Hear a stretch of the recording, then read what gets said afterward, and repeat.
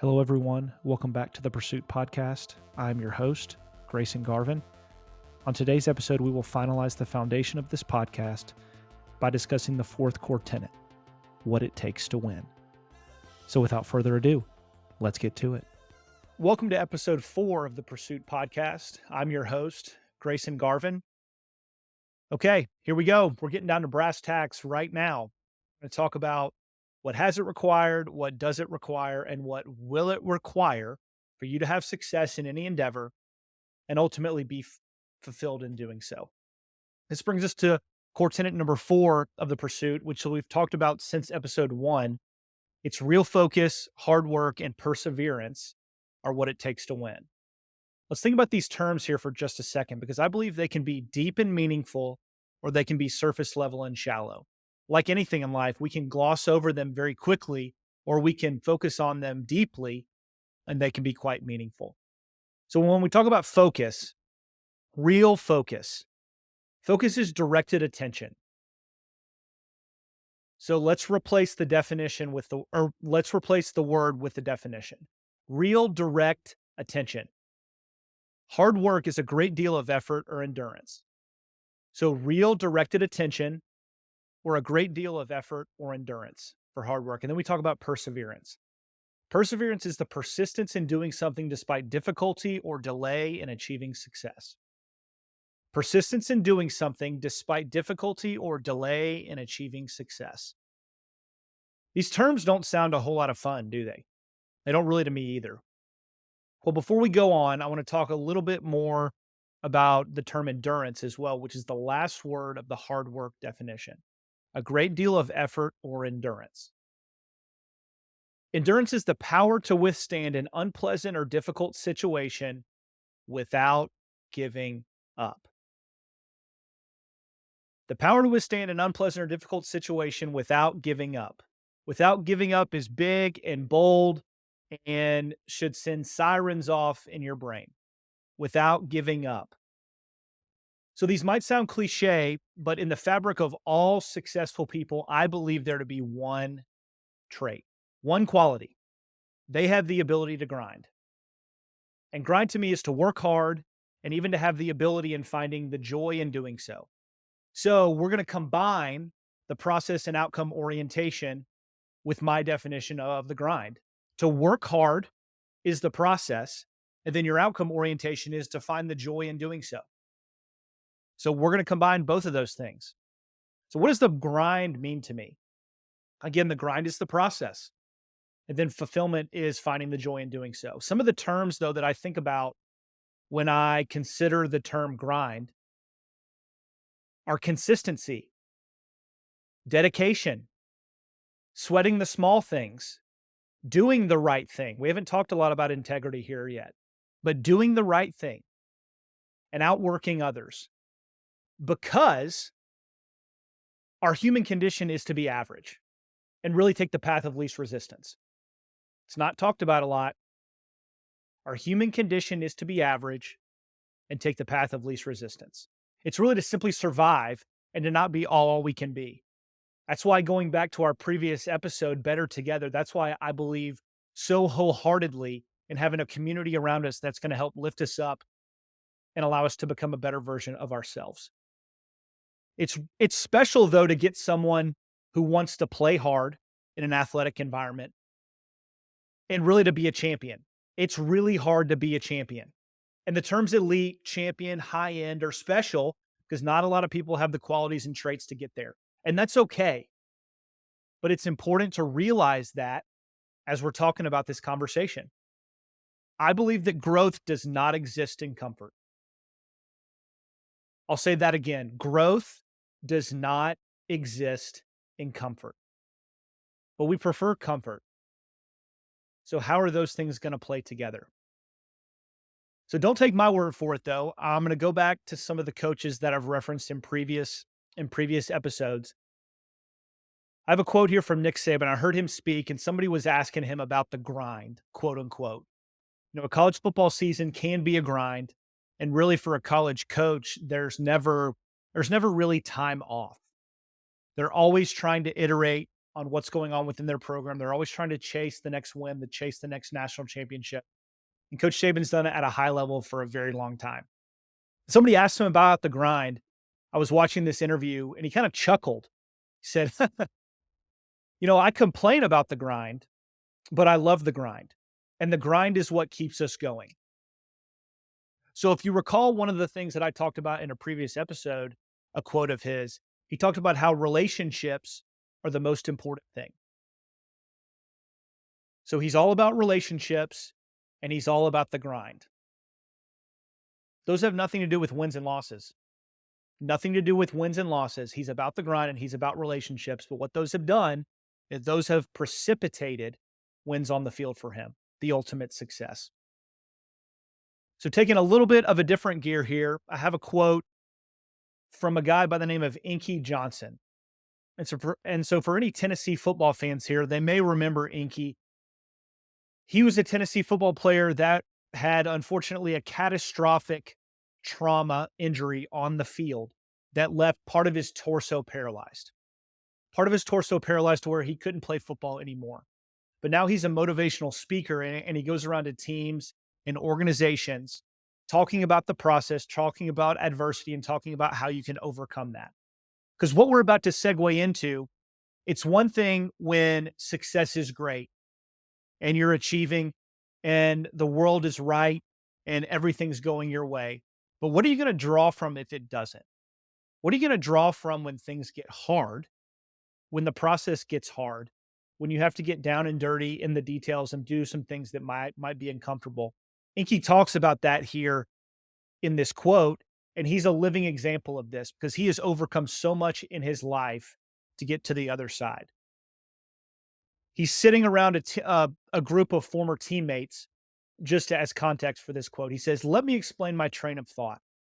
So when we tell someone you have to show up on time, you have to be dedicated, you got to work hard, you stress, you have to do the right thing. You got to handle your business a certain way. And the people that they're talking to don't really see the value in it. They say, I'm good. That sounds good. I hear you. But why do I have to do that? I don't have to do that. They have all types of responses, he says. He says, I'm already getting paid. Again, thinking about professional athletes. And then he stops and he looks around the room and he says, until something real happens. You think Inky's had some real things happen in his life? I think he has. He says, until something real happens, like a serious situation, when it doesn't matter how much money you have, what kind of car you drive, or the square footage of your home. The outcome orientation, the success only orientation. It doesn't matter about that. Like when a real deal situation happens, when your wife gets sick, when your children get sick, when there's an emergency room stay, the other stuff doesn't matter. But what does matter, the work that you've put in every single day, the mindset that you cultivate every day, the spirit that you cultivate every day, the work ethic, the dedication, the commitment, that's you, that's your essence, that's your ethos. So I want to stop here for just a second because this is where we've crescendoed to. This is really the culmination of the entire pursuit to this point. Why do I believe in core tenets? Because things will get tough.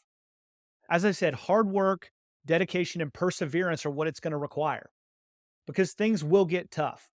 And I have a rhetorical question for you as you're sitting here listening to all that we've built up to this point. Is your house built on the sand or is it built on the rock? What is the foundation of your life as you're trying to pursue, as you're trying to endeavor towards something? Is your house built on the sand or is it built on the rock? Let that sink in here for just a second. My desire for you is to have your house or the foundation of your life built on the rock.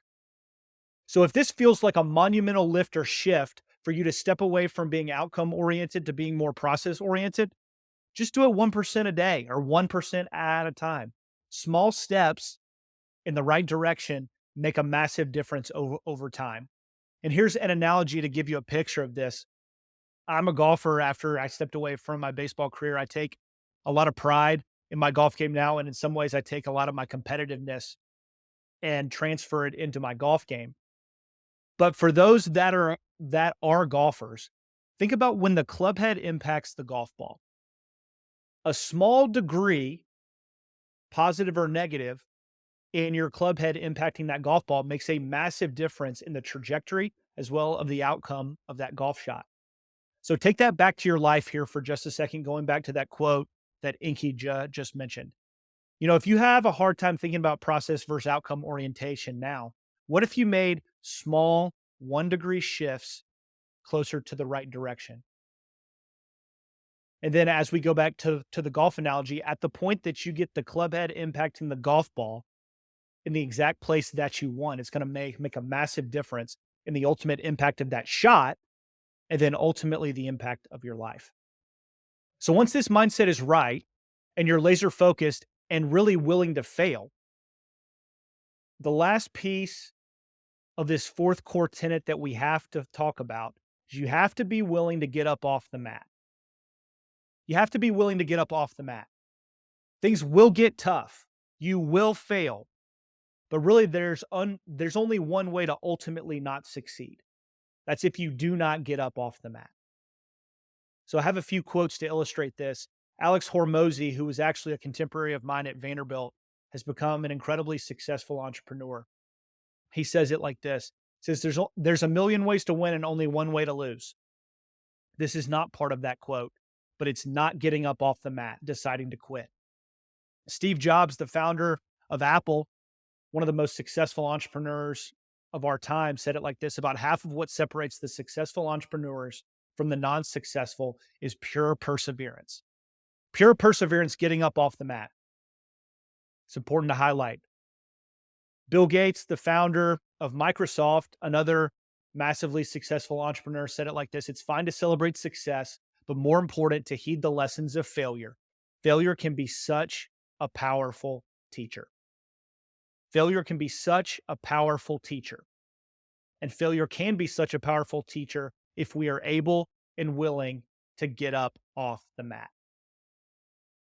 Another business titan who lives in Dallas, Texas, who is the current owner of the Dallas Mavericks, Mark Cuban, says it like this: it doesn't matter how many times you fail, you only have to be right once, and then everyone can tell you that you're an overnight success. It doesn't matter how many times you fail, you only have to be right once, and you can be deemed an overnight success. Let that sink in for just a minute. Mark Cuban's had some material wins, but he's also had some material failures. Alex Rodriguez is a former Major League Baseball player who statistically is one of the greatest hitters of all time. But he also has some massive failures within his baseball career. He was riddled with an entire year suspension due to steroids. And because of that, will probably never get into the Hall of Fame despite his massively impactful and massively successful statistical baseball career. But what he's done now is he's resurrected his career. He's an important color commentator within baseball today. He's also a very successful entrepreneur. He says it like this. He says, I have a PhD in failure, but an MBA in getting back up. A PhD in failure, but an MBA in getting back up. I think you're starting to see a recurring theme here of these very successful people. What's part of their mindset? What's part of their DNA? What's part of the fabric of who they are? It's getting back up off the mat. Winston Churchill, who needs no introduction, says success is walking from failure to failure with no loss of enthusiasm. So guess what? Sorry to be a spoiler. There's no secret sauce to success. Just good, old-fashioned, roll up your sleeves, hard work. That's what's required. And the thing is, hard work looks different in every person for every endeavor. But what is needed is to continue to step forward day in, day out, day in, day out, day in, day out. I just mentioned Alex Hormozy. I have a quote in closing here. He said, hard people don't come from easy times. Hard people don't come from easy times. We pay in times of pain for the person we want to become. Hard times are you footing the bill today for the traits you want to have tomorrow. Hard people don't come from easy times. We pay in times of pain for the person we want to become. Hard times are you footing the bill today for the traits you want to have tomorrow. On this journey to success, I want to encourage you as you seek fulfillment beyond your achievements alone. Because as we've discussed, what you accomplish and who you become on the other side of your real focus, hard work, and perseverance really are the most important parts of the journey. Well, there you have it.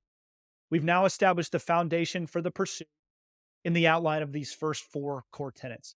From here, we're going to continue this journey and we're going to begin hearing from other high achievers. Thanks for listening. Until next time, I'm your host, Grayson Garvin, and this is The Pursuit.